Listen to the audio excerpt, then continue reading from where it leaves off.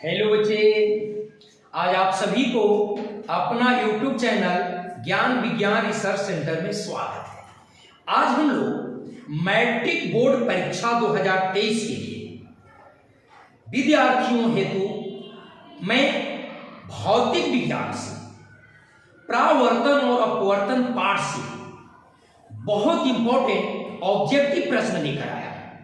यह 20 वस्तुनिष्ठ प्रश्न है जो बोर्ड परीक्षा 2023 के लिए काफी महत्वपूर्ण है। आप इसे अवश्य देख लें। ये मैट्रिक बोर्ड परीक्षा में 100% प्रश्न पूछने वाला है। तो आइए पहला सवाल लेते हैं। देखिए, यह है प्रकाश के अपवर्तन के कितने नियम हैं। चाहे परावर्तन पूछ दे या अपवर्तन पूछ दे, उसके दो नियम हैं। कितने नियम हैं? दो नियम हैं। क्लियर? देखिए, सरल सूक्ष्मदर्शी में किसका उपयोग होता है? सिंपल माइक्रोस्कोप में सरल सूक्ष्मदर्शी में उत्तल लेंस का उपयोग होता है। क्या होगा? उत्तल लेंस, है ना? बिल्कुल आसान क्वेश्चन और सब इंपॉर्टेंट है। देखिए, एक उत्तल लेंस होता है। जो उत्तल लेंस होता है वह किनारों पर पतला होता है और बीच में मोटा होता है। कैसा होता है? किनारों पर पतला और बीच में मोटा। बिल्कुल।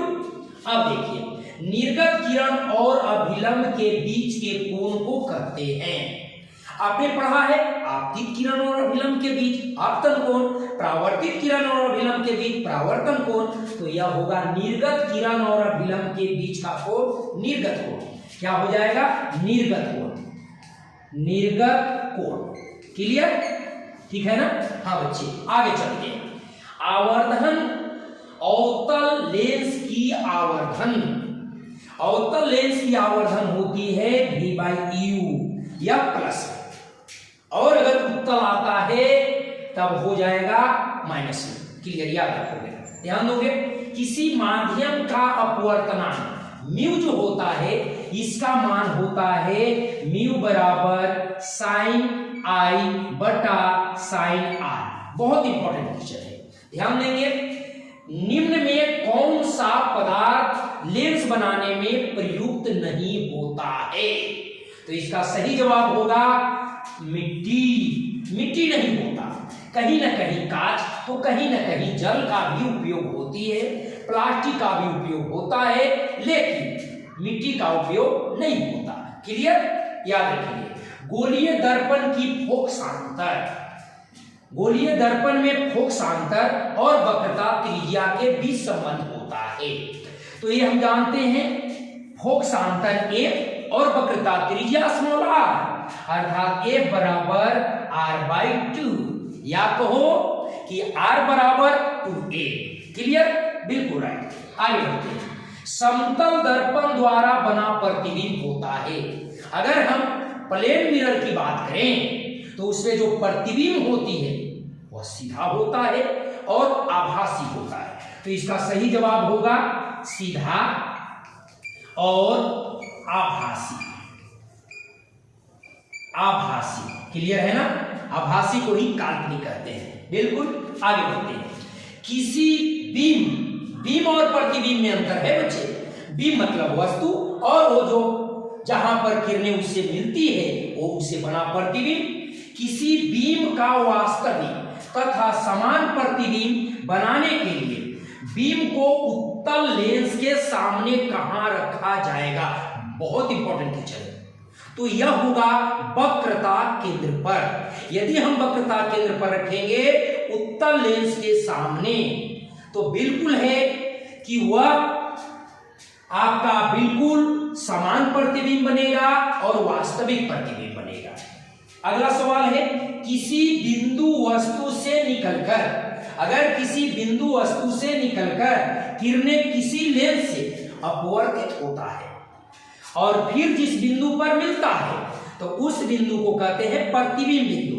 क्या कहते हैं? प्रतिबिंब बिंदु। प्रतिबिंब बिंदु। ठीक है ना? लेकिन यदि प्रधान अक्ष के जिस बिंदु पर मिलता, उस बिंदु को कहते आपका फोकस। लेकिन ये जिस बिंदु पर मिलेगा प्रतिबिंब बिंदु। क्लियर? आगे बढ़ते हैं। मोटर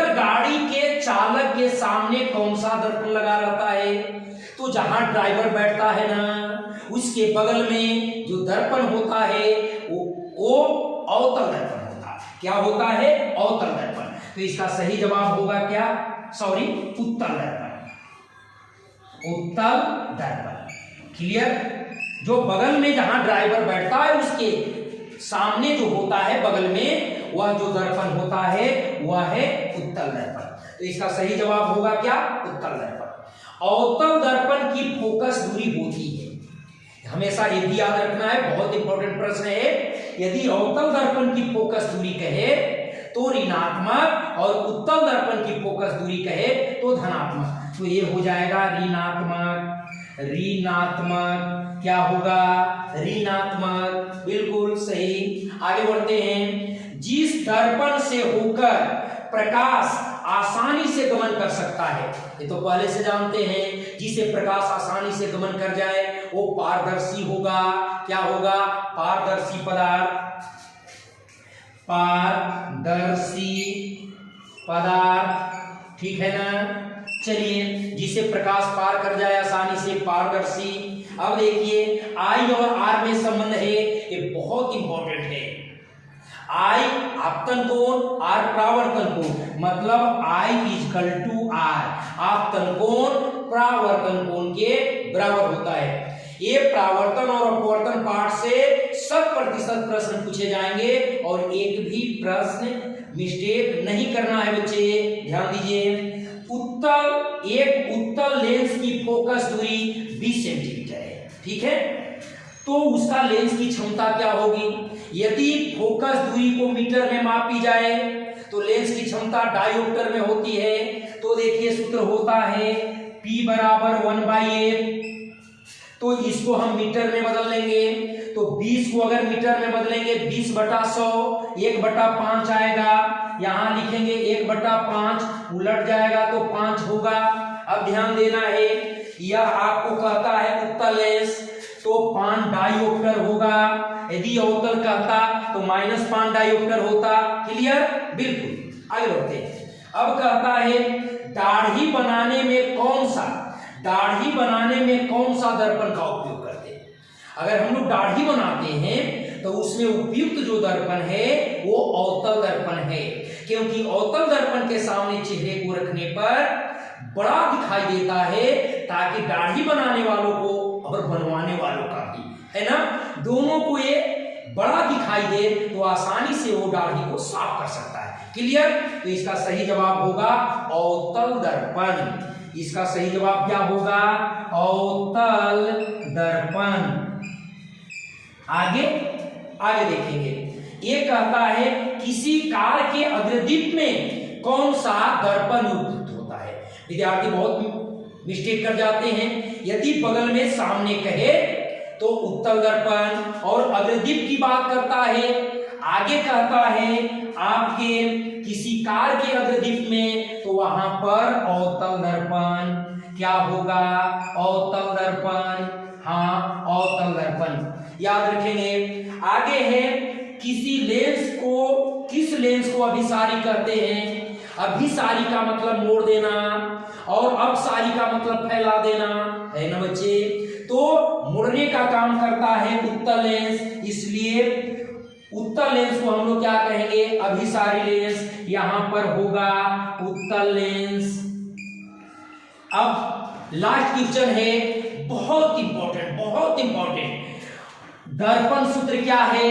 तो हम लोग जानते हैं 1/u + 1/v बराबर 1/f। इसी को कहते हैं दर्पण सूत्र।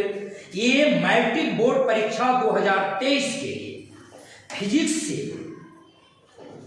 अपवर्तन और परावर्तन पाठ से 20 गो वस्तुनिष्ठ प्रश्न हैं जो फिर भी आई है।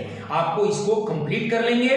चलिए, वीडियो कैसा लगा आप इसको सुझाव के लिए कमेंट करेंगे, और यदि अच्छा लगा तो इस चैनल को लाइक सब्सक्राइब जरूर करें। धन्यवाद।